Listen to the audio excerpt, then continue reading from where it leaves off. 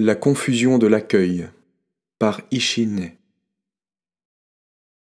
En cet instant, le partage se propose en douceur sur un sujet qui peut rapidement devenir l'inverse de ce qu'il est. Il s'agit de l'accueil.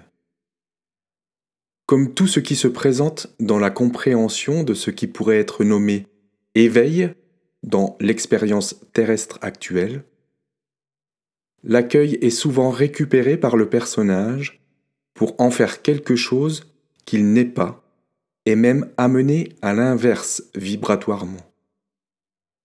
L'accueil est quelque chose de naturel. C'est la libre circulation non jugeante de l'énergie. Cela ne peut pas être un acte issu de la volonté du personnage. Ce qui peut se produire dans cette expérience menée par le mental ego, c'est que l'accueil va devenir une pression du résultat. Cet accueil, qui devrait être libre et non interprété, devient alors un acte mental qui va pousser à l'inverse, au rejet de ce qui se présente.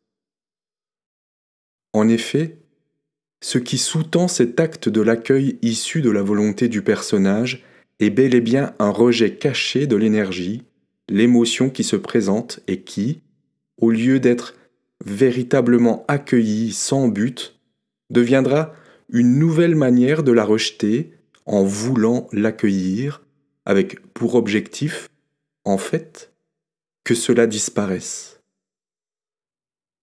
C'est ce but, caché ou non, l'énergie de ce but, qui est une forme de rejet et au final empêche justement l'accueil qui était originalement souhaité.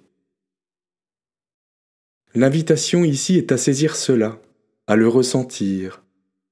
L'accueil ne peut pas être si cela devient un concept qui permettrait de se libérer de quoi que ce soit. L'accueil est en dehors de toute volonté. Il est la simple permission de laisser circuler en soi ce qui se présente sans y mettre aucune retenue, aucun jugement. Observez bien cela, voyez toujours ce qui sous-tend vos actes et surtout ceux qui sont censés vous libérer. Si vous êtes dans la volonté de changer quelque chose depuis le point de vue du personnage qui juge son présent inacceptable, alors vous êtes dans le rejet et la contraction, c'est-à-dire l'inverse de l'accueil et de l'ouverture à autre chose. L'accueil ne devrait alors pas avoir pour but caché de ne plus vivre les émotions souffrantes.